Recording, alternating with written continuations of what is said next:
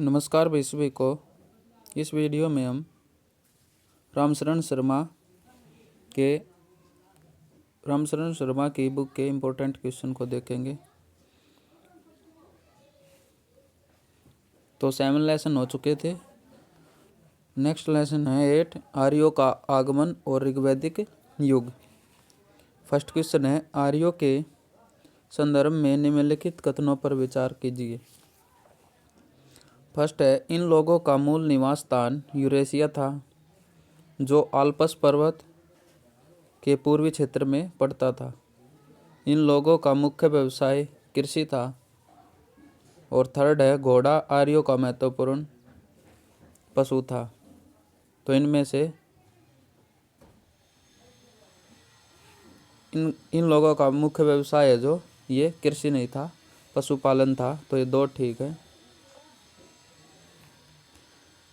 आर्य मध्य Asia से भारत की ओर आए। इनका मूल निवास स्थान आल्प्स पर्वत के पूर्वी क्षेत्र में यूरेशिया में था। यह बात आनुवंशिक आधार पर सिद्ध हो चुकी है, अतः कथन एक सत्य है। आर्यों का मुख्य व्यवसाय पशुचारण था।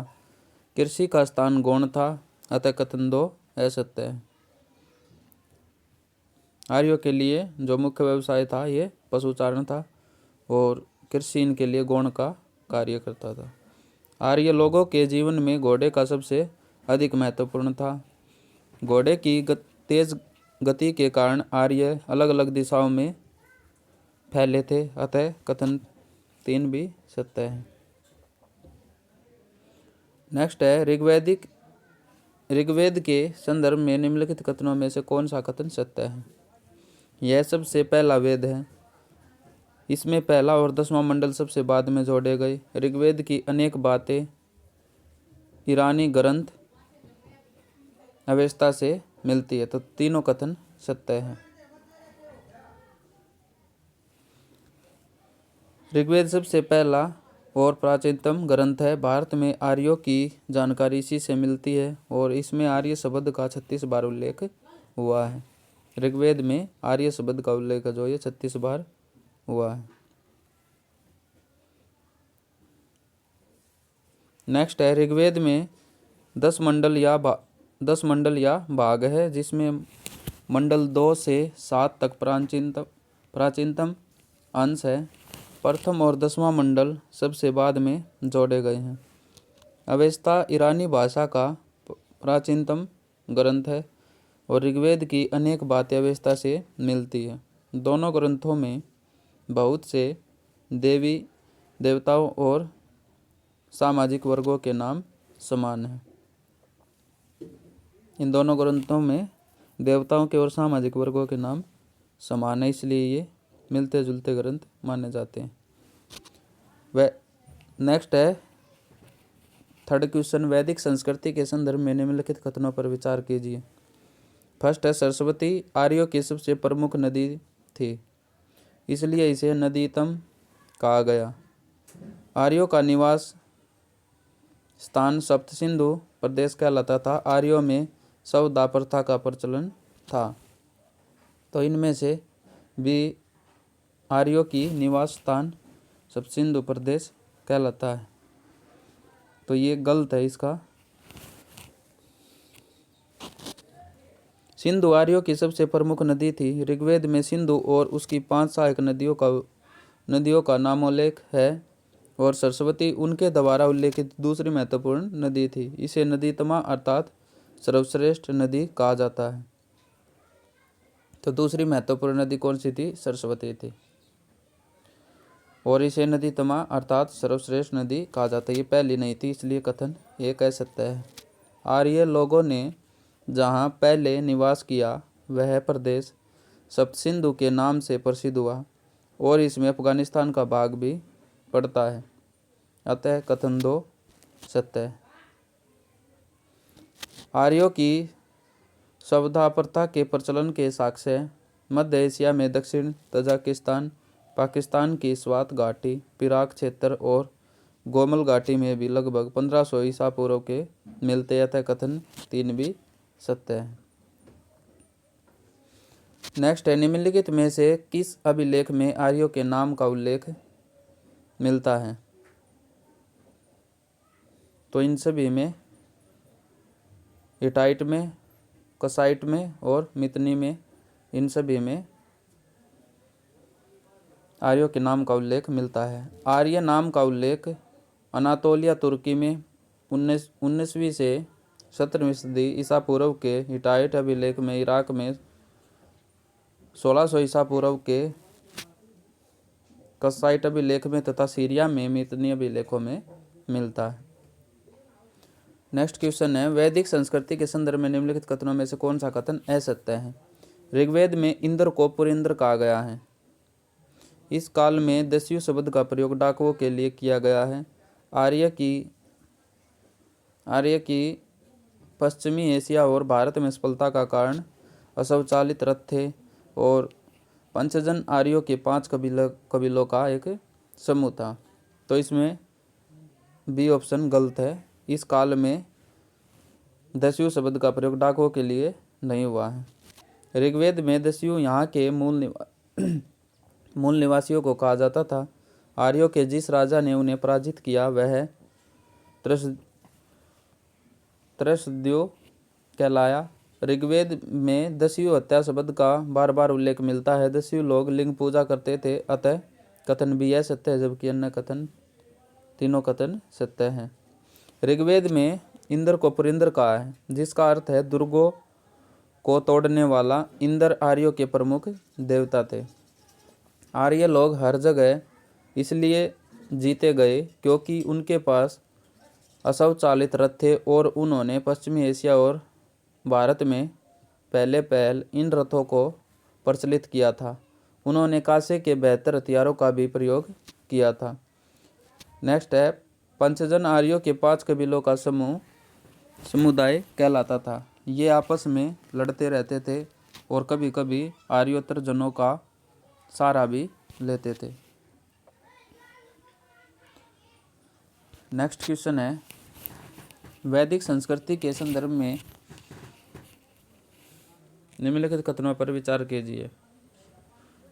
फर्स्ट है, दासराग युद्ध परुष्णी नदी के तट पर हुआ था। इस काल में अधिकांश लड़ाइयों का कारण गाय होती थी। आर्य लोग नगरों में रहते थे।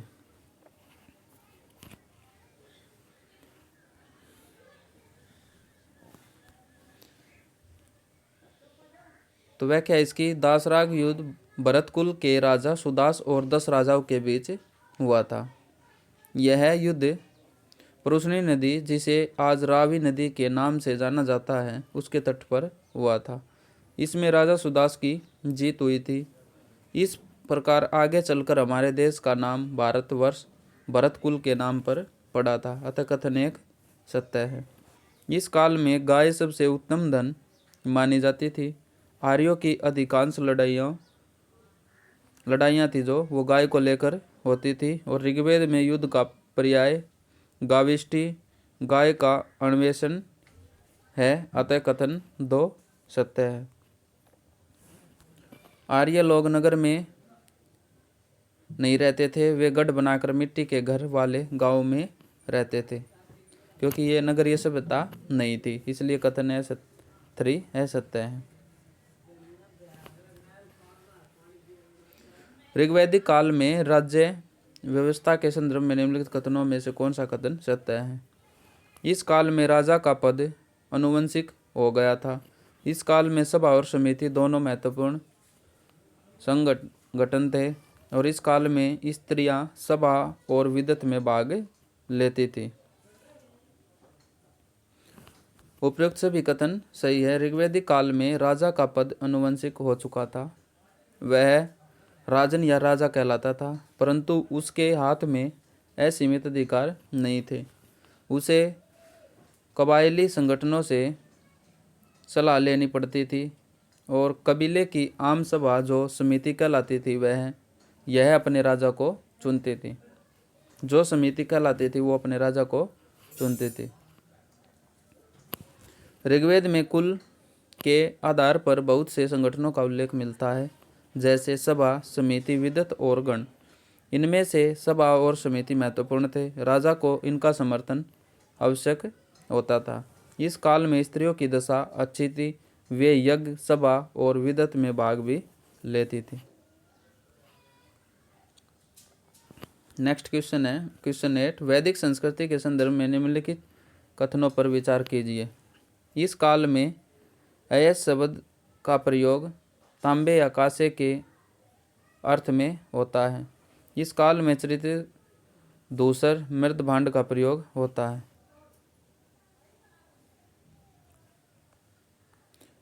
इस काल में तांबे या कांसे के अर्थ में ऐस का प्रयोग होता है। उन्हें धातु कर्म की जानकारी थी।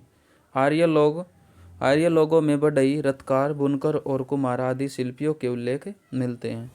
इस काल में हरियाणा में भगवानपुरा नामक स्थान की और पंजाब में 3 स्थलों पर चरित्रित दूसर मृत भांड के अवशेष पाए गए हैं और इनका काल ऋग्वेद के समकालीन है। जो चरित्रित दूसर मृत भांड है ये हरियाणा के भगवानपुरा में और पंजाब में 3 स्थलों पर पाए गए हैं। नेक्स्ट क्वेश्चन है ऋग्वेद में किस देवता की स्तुति संग्रहित नहीं है? इंद्र की, पशुपति की, वरुण की और मित्र की। तो इनमें पशुपति की नहीं है। ऋग्वेद में अग्नि, इंद्र, वरुण और मित्र आदि देवताओं की स्तुति संग्रहित है। ऋग्वेद में इंद्र को बादल का देवता माना गया है। अग्नि का स्थान दूसरा है और वे मानते थे कि अग्नि में डाले जाने वाली आहुतियाँ धुआं बनकर आकाश में जाकर अंततः देवताओं को मिल जाती है। पशुपति को हड़प्पा काल का मुख्य देवता माना गया है, न कि ऋग्वैदिक काल का। अतः ऋग्वेद में पशुपति की स्तुति का वर्णन नहीं मिलता है।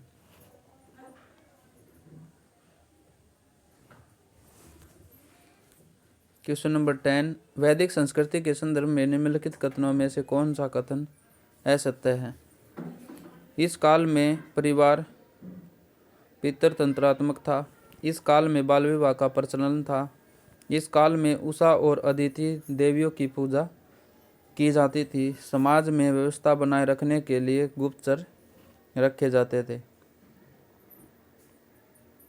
इस काल में बाल विवाह का प्रचलन नहीं था। ऋग्वेद काल में बाल विवाह का प्रचलन नहीं था। इस काल में विवाह की आयु 16 से 17 वर्ष थी। विधवा विवाह का प्रचलन भी था। अतः कथन भी असत्य है, जबकि अन्य तीनों कथन सत्य है। इस काल में रोमन साम्राज्य की तरह पितृतंत्रात्मक व्यवस्था का प्रचलन था। निरंतर युद्ध होने के कारण लोग हमेशा वीर पुत्रों की कामना करते थे।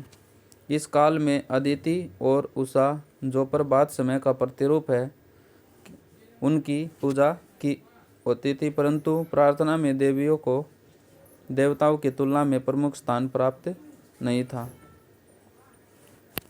नेक्स्ट है ऋग्वेद में किसी तरह के न्यायाधिकारी का उल्लेख नहीं है। यहाँ समाज विरोधी हरकतों को रोकने तथा व्यवस्था बनाए रखने के लिए गुप्तचर रखे जाते थे।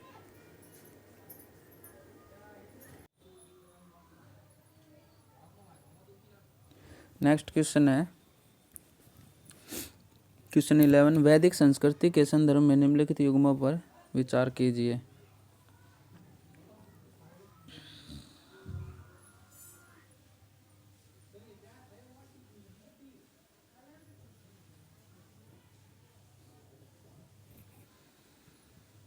इसमें है ऋग्वैदिक काल में अधिकारी विभिन्न क्षेत्रों से जुड़े थे।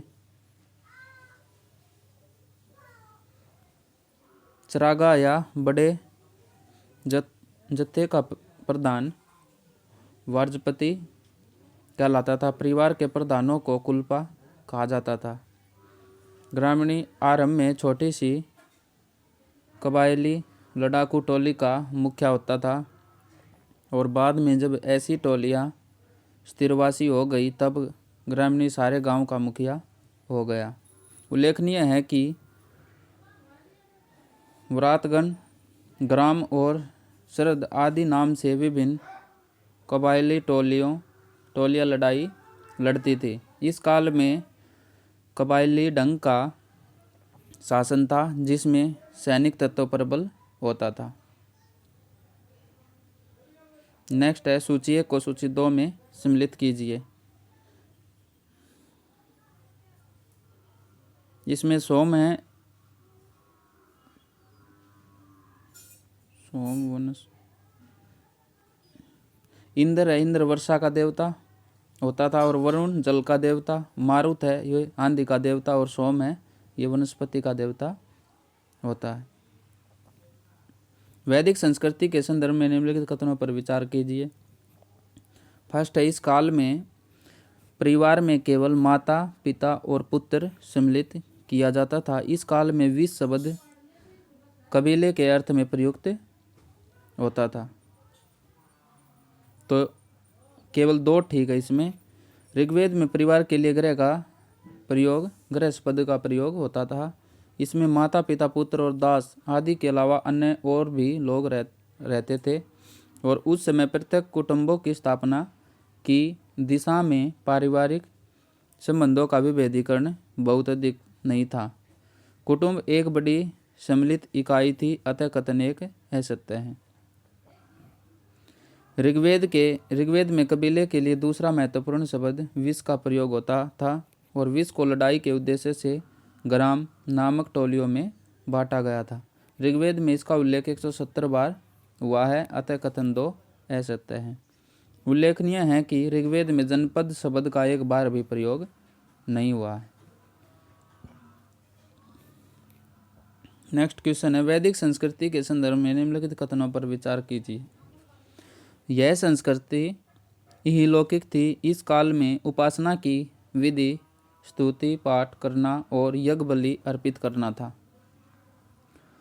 तो दोनों कथन सत्य हैं। वैदिक काल के लोग देवताओं की उपासना आध्यात्मिक उत्थान या जन्म मृत्यु के कष्टों से मुक्ति के लिए नहीं करते थे। वे अपने देवताओं से संतति, पशु, अन्न, धान्य और आरोग्य आदि पाने की कामना से करते थे। इस संस्कृति में देवताओं की उपासना की मुख्य रीति स्तुति पाठ करना और यज्ञ बलि अर्पित करना था। इस काल में स्तुति पाठ पर अधिक जोर था।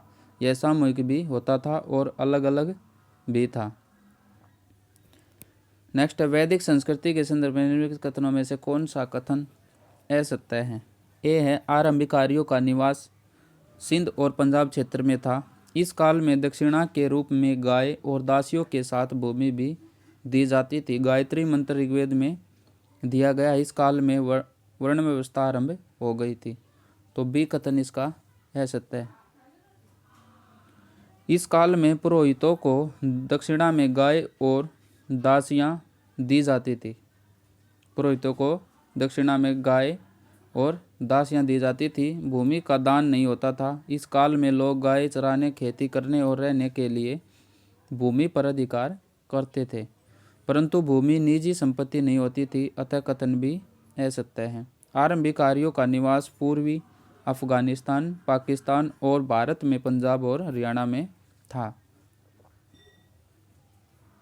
ऋग्वेद में पुरोहित विश्वामित्र ने लोगों को आर्य बनाने के लिए गायत्री मंत्र की रचना की थी। ऋग्वेद में व्यवसाय के आधार पर समाज में वर्ण व्यवस्था का आरंभ हुआ था, परंतु यह बहुत कट्टर नहीं था। चतुर्थ वर्ण शूद्र कहलाता था। वह ऋग्वेद के अंत में दिखाई पड़ता है, क्योंकि इसका वर्णन दशम मंडल में है, जो सबसे बाद में जोड़ा गया था।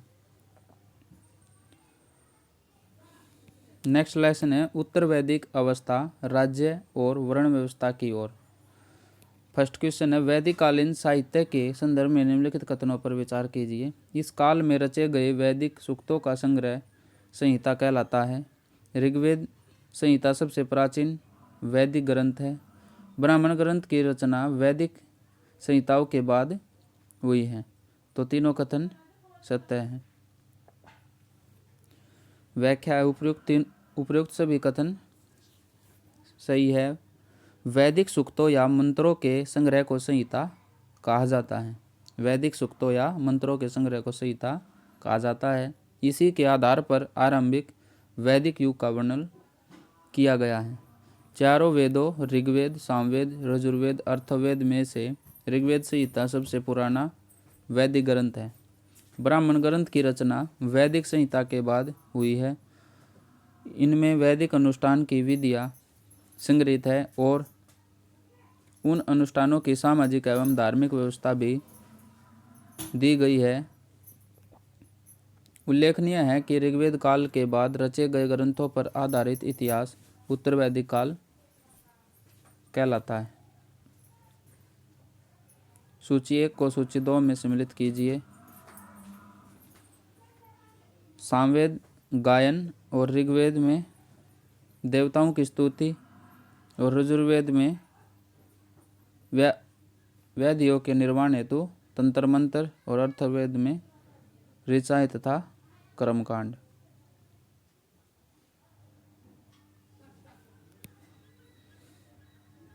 ऋग्वेद में देवताओं की स्तुति और सामवेद में गायन, यजुर्वेद में ऋचाएँ तथा कर्मकांड और अर्थवेद में क्या है? वेदियों के निर्माण हेतु तंत्र मंत्र है। वैदिक और उत्तर वैदिक अवस्था में ग्रंथों के रचना काल के संदर्भ में निम्नलिखित कथनों पर विचार कीजिए। ऋग्वेद की रचना 1000 से 500 ईसा पूर्व में पश्चिमोत्तर भारत में हुई थी। उत्तर वैदिक ग्रंथ की रचना 1500 से 1000 ईसा पूर्व में उत्तरी गंगा के मैदान में हुई थी। कौन सा कथन सत्य है? तो दोनों कथन असत्य है। ऋग्वेद की रचना है 1500 से 1000 ईसा पूर्व के आसपास के पश्चिमोत्तर भारत, पंजाब, हरियाणा में हुई थी। उत्तर वैदिक कालीन ग्रंथों की रचना 1000 से 500 ईसा पूर्व में उत्तर गंगा के मैदान में हुई थी। उत्तर वैदिक काल के संदर्भ में निम्नलिखित कथनों पर विचार कीजिए। इस काल के लोगों की जीविका का मुख्य साधन कृषि थी। इस काल में जौ के साथ चावल और गेहूं मुख्य फसल हो गए थे और इस काल में केवल चित्रित मृत भांड का प्रयोग होता था। इस काल में कृषि लोगों की जीविका का मुख्य साधन हो गया था। वैदिक ग्रंथों में बैल से हल जोतने की चर्चा है, अतः कथन एक सही है। वैदिक काल के लोग जौ तो उपजाते ही रहे, पर इस काल में चावल और गेहूं भी उनकी मुख्य फसलों में शामिल हो गए। बाद में चलकर गेहूं पंजाब और पश्चिमी उत्तर प्रदेश का मुख्य खाद्य हो गया था। पंजाब का और पश्चिमी उत्तर प्रदेश का मुख्य खाद्य हो गया था, अतः कथन 2 सही है। उल्लेखनीय है कि वैदिक ग्रंथों में चावल का नाम ब्री है।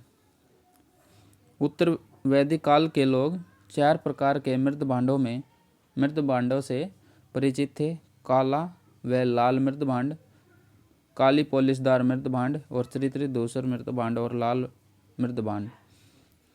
इनमें लाल मृत भांड सबसे अधिक प्रचलित था। चित्रित धूसर मृत भांड उनके सर्वोपरि वैशिष्ट्य का सूचक है, अतः कथन 3 असत्य है।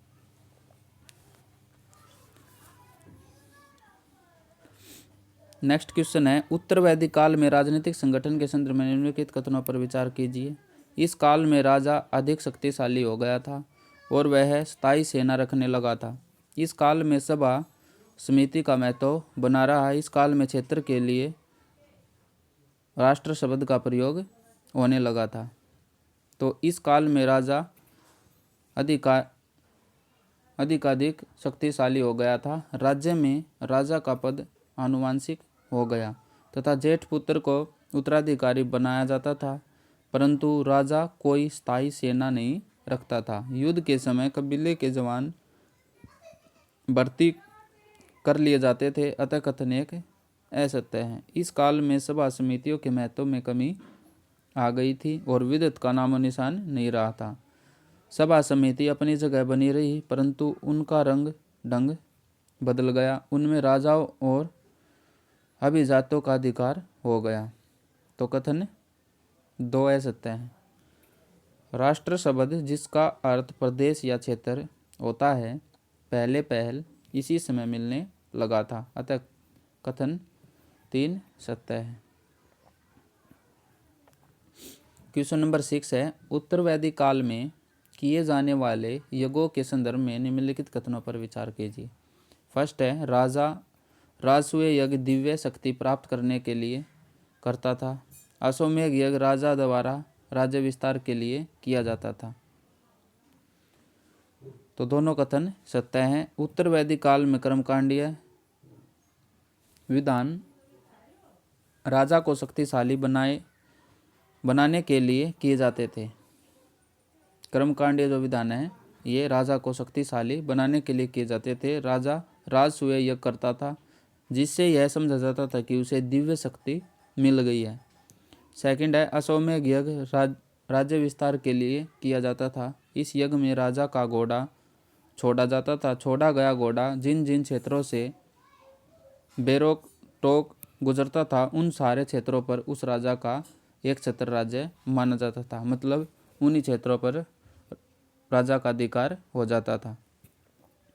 उल्लेखनीय है कि राजा वाजपेयी यज्ञ रथ घोड़ भी करता था जिसमें राजा का रथ उसके अन्य सभी बंधुओं से आगे निकलता था। इन सारे अनुष्ठानों से प्रजा के चित्त पर राजा की बढ़ती हुई शक्ति और महिमा की गहरी छाप पड़ती थी। नेक्स्ट क्वेश्चन है उत्तर वैदिक काल में स्त्रियों की दशा के संदर्भ में निम्नलिखित कथनों पर विचार कीजिए। इस काल में स्त्रियों को पुरुषों के समान अधिकार प्राप्त थे। इस काल में स्त्रियों को संपत्ति पर अधिकार प्राप्त नहीं थे। वैदिक काल के समान स्त्रियां इस काल में भी सभा समिति तथा विद्युत में भाग लेती थी।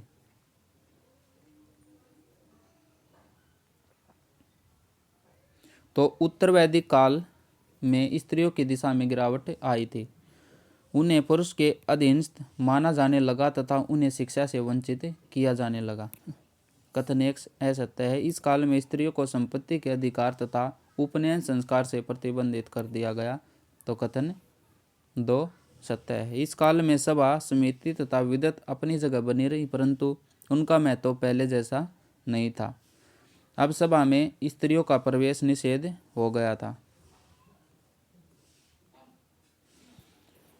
उत्तर वैदिक काल के संदर्भ में निम्नलिखित कथनों में से कौन सा कथन असत्य है। इस काल में मनुष्य का संपूर्ण जीवन 4 आश्रमों में बट गया। इस काल के चारों वर्णों में समानता थी और इस काल में देवराधना में मुख्य रूप से यज्ञ किए जाते थे और इस काल में गोत्र प्रथा स्थापित हुई थी। इस काल के चारों वर्णों में समानता नहीं थी।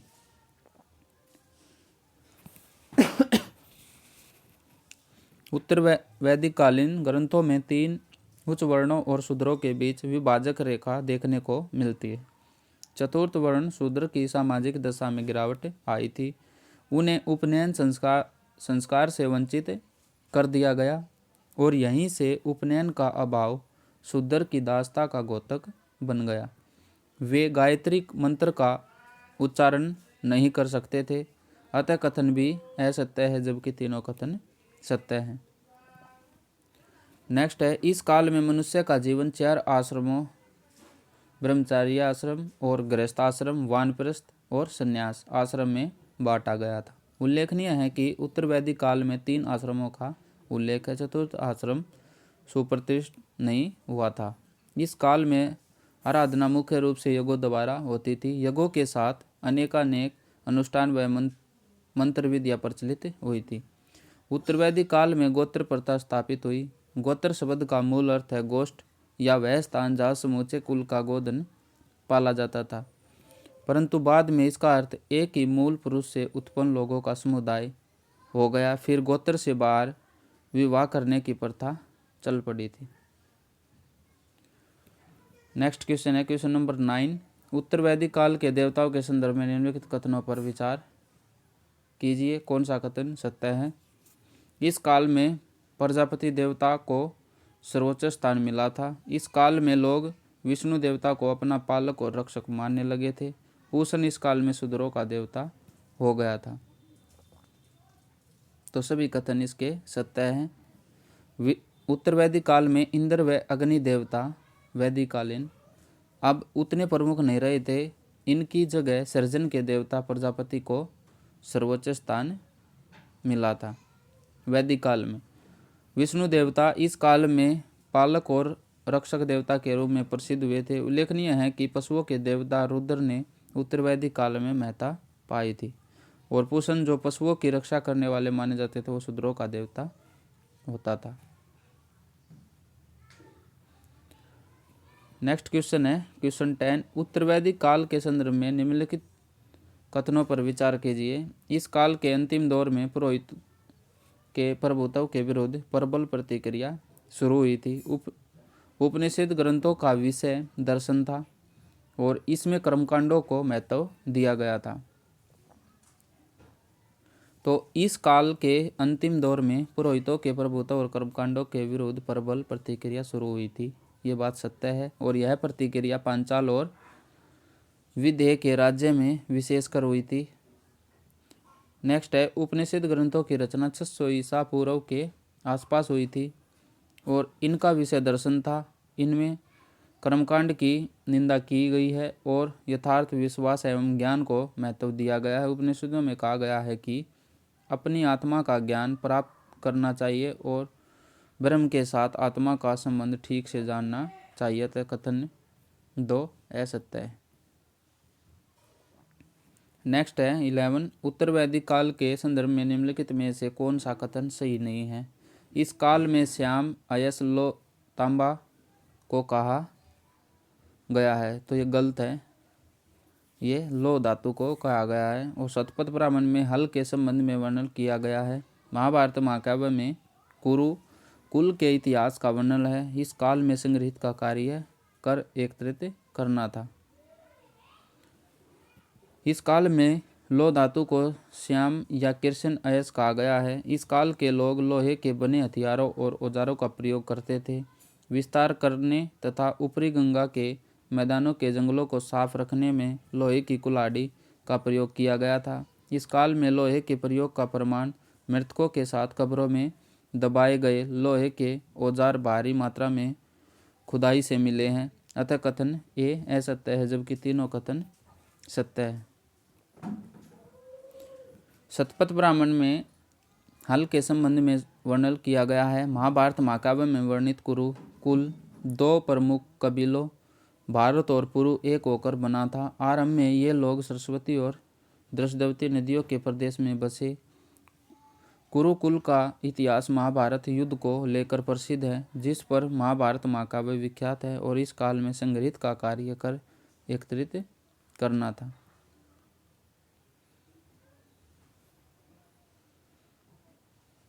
नेक्स्ट क्वेश्चन है वैदिक काल के राजनीतिक संगठन को बढ़ते क्रम में व्यवस्थित कीजिए। तो सबसे पहले कुल, उसके बाद ग्राम, फिर विश्व, फिर जन, फिर राष्ट्र।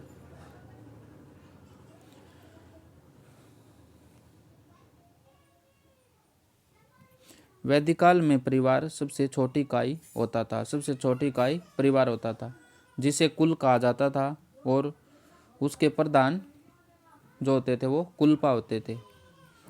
बहुत से परिवार का समूह मिलकर ग्राम कहलाता था और उनका प्रधान ग्रामणी होता था। ग्राम की इकाइयाँ जुड़कर विश्व कहलाती थी तथा उनका प्रधान कौन होता था? विस्पति होता था। ग्राम की जो इकाइयाँ थी वो विश्व कहलाती थी और उनका प्रधान विस्पति होता था। विश्व मिलकर जन कहलाते थे और उनके प्रधान कौन होते थे? जनपति होते थे। राष्ट्रीय शब्द प्रदेश या राज्य के संदर्भ में प्रयुक्त होता था, उसका प्रधान कौन होता था? राजा कहलाता था। तो आज के लिए इतना ही भाई, मिलते अगली वीडियो में, तब तक के लिए धन्यवाद।